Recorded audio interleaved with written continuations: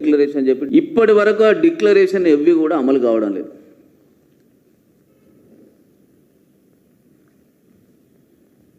Budget కూడా పెట్టారు.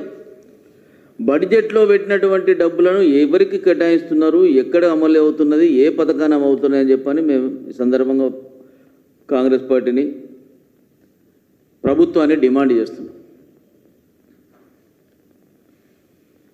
కాగితాల మీదనే పరిమితమైన బడ్జెట్ అన్నీ కూడా. అంతకుముందు ఉన్నటువంటి కేసీఆర్ ప్రభుత్వం ఏ రకంగా అయితే నిధులను దారి మళ్లించిందో, దళితుల గిరిజనులకు దారి మళ్లించిందో, ప్రస్తుతం రేవంత్ రెడ్డి గారి సర్కారు కూడా నిధులను దారి మళ్లిస్తున్నది. ప్రస్తుతం రేవంత్ రెడ్డి గారి సర్కారు కూడా నిధులను దారి మళ్లిస్తున్నది. ప్రస్తుతం రేవంత్ రెడ్డి గారి సర్కారు కూడా ఒకటి కాదు రెండు కాదు వందల ప్రస్తుతం రేవంత్ రెడ్డి గారి సర్కారు కూడా ఒకటి కాదు రెండు కాదు వందల ప్రస్తుతం రేవంత్ రెడ్డి గారి సర్కారు కూడా ఒకటి కాదు రెండు కాదు వందల. ఈరోజు మొదలు పెట్టినారు. హాస్టల్ దగ్గరికి పోయి ఏదో మధ్యాహ్నం భోజన పథకం లెక్క వెళ్ళిన అందరూ ముక్కుమడిగా పోయినారు. విద్యార్థులు చనిపోకముందు చేయాల్సిన పని అదంతా.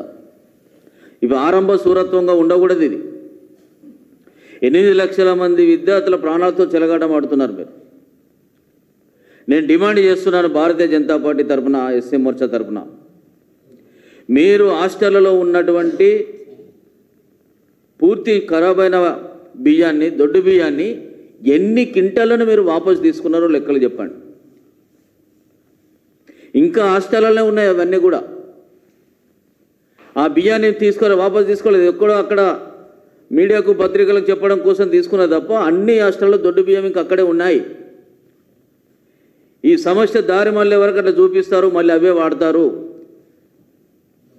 ఈ ప్రభుత్వం విద్యార్థుల పట్ల ఏమాత్రం చిత్తశుద్ధి లేదు. దళిత వ్యతిరేక ప్రభుత్వం ఇది, గిరిజన వ్యతిరేక ప్రభుత్వం ఇది.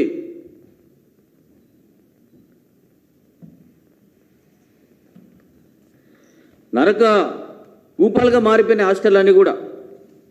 నిన్న వికారాబాద్లో 9 మంది విద్యార్థులు అస్వస్థకు గురైతే రహస్యంగా హైదరాబాద్కు తరలించారు.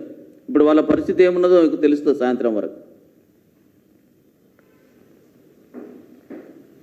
నాణ్యమైన భోజనం పెట్టమని చెప్పి అని డిమాండ్ చేస్తే దీని వెనుక కుట్ర ఉన్నదని చెప్పి వాళ్ళ మంత్రులు ప్రకటనలు చేస్తారు. విద్యార్థుల మీద కుట్ర ఉన్నదని చేయడం అనేది వీళ్ళకే తగ్గింది. ఎవరికి ఇంతవరకు ఏ రాష్ట్ర ప్రభుత్వం కూడా అట్లా చెప్పలేదు ఇప్పటి వరకు. తప్పుంటే సరి చేసుకోవాలి. చాలాసార్లు చెప్పినాడు, మాకు సద్విమర్శ చేయండి, మేము తప్పకుండా మేము వాపసు తీసుకుంటాము, మేము ఆలోచిస్తాము, మా ఆయన తప్పులుంటే సరిదిద్దుకుంటాము.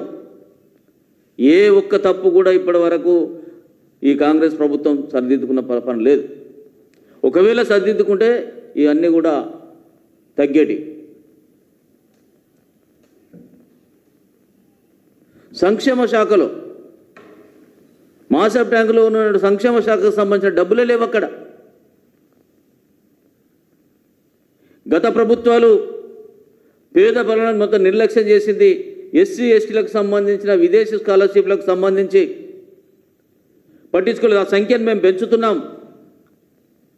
విద్యార్థులందరికీ కూడా అత్యున్నతమైనటువంటి నాణ్యమైన విద్య చదవడం కోసము ఫారెన్కు వెళ్ళేదానికి అవకాశం కల్పిస్తామని చెప్పి గంటాపతంగా చెప్పారు రేవంత్ రెడ్డి గారు. 20-30 మందిని 47 మందిని ఎంపిక చేస్తారు. అంబేద్కర్ ఓవర్సీస్ స్కాలర్షిప్ అట్లనే ఉంది. బీసీలకు సంబంధించిన పూలే స్కాలర్షిప్ అలాగనే ఉన్నది.